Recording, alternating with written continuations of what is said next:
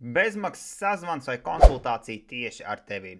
Ja tevi interesē kriptovalūta vai tu gribi sākt nodarboties ar kriptovalūtu, tad atstāj komentāru zem šī video, pasaka kāpēc, un svētdien 6:00 vakarā izlozēšu vienu, kam būs tā iespēja sazināties ar mani. Bitcoin konferencē Hongkongā CZ, jeb Binance dibinātājs, teica to, ka viņš patiešām tic, ka Bitcoins nākotnē būs pasaules rezerves valūta.